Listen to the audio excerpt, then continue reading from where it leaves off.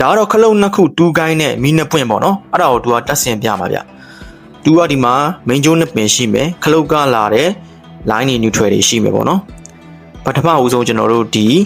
ခလုတ်ကလာတဲ့ neutral တွေရဲ့ကျွန်တော်တို့ဒီ main neutral ပေါ့နော်အဲ့ဒါတွေကိုသူကအရင်ဆုံးပေါင်းလိုက်မယ်ဗျဒါပေါင်းပြီးရင်ကျွန်တော်တို့ဒါ wire တိတ်နဲ့ပေါ့နော်လုံအောင်ပတ်လိုက်မယ်အဲ့ဒါဆိုရင်ဒီ neutral ကိစ္စကပြီးသွားပြီဗျဆိုတော့ဒါ line ကိစ္စပေါ့နော်ဒါ main ကလာတဲ့ line ပေါ့နော်အဲ့ဒါကိုကျွန်တော်တို့ခလုတ်ထဲကိုဝင်မယ်ဗျကျွန်တော်ခောက်လိုက်မယ်ခောက်ပြီးဒီခလုတ်ထဲအရင်ဝင်လိုက်မယ်ပေါ့နော်ဝင်ပြီးကျွန်တော်ဒါ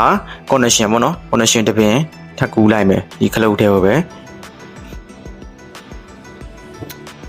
အဲ့ဆိုရင်ကျွန်တော် connection ကူးလို့ပြီးသွားပြီဒါဆိုရင်ဒီခတ်ကျိုးနှစ်ပင်ပေါ့နော်မီးပွင့်ကျိုးနှစ်ပင်ပဲကြံတော့တယ်မီးပွင့်ကျိုးနှစ်ပင်ကိုတစ်ပင်ကိုခလုတ်တစ်ခုတည်းကျွန်တော်ထည့်လိုက်ရင်ဒါပြီးပြီဗျဒါဆိုရင်ပထမခလုတ်တည်းကျွန်တော်ထည့်လိုက်မယ်ဒါဆိုရင်ဒါဒုတိယခတ်ကျိုးပေါ့နော်အဲ့ဒါကိုလည်းကျွန်တော်ဖြတ်ပြီးမှဒါခလုတ်တွေကိုကျွန်တော်ထည့်လိုက်မယ်2way switch ဖြစ်နေလို့ကျွန်တော်အောက်ကအငုတ်တွေကိုတော့မတုံးတော့ဘူးဗျပြီးရင်ဒီ triangle ကိုကျွန်တော်အဖုံးအုပ်လိုက်မယ်ဗျပြီးရင်ခလုတ်ကိုအဖွင့်ပိတ်လုပ်လို့ရပါပြီဗျ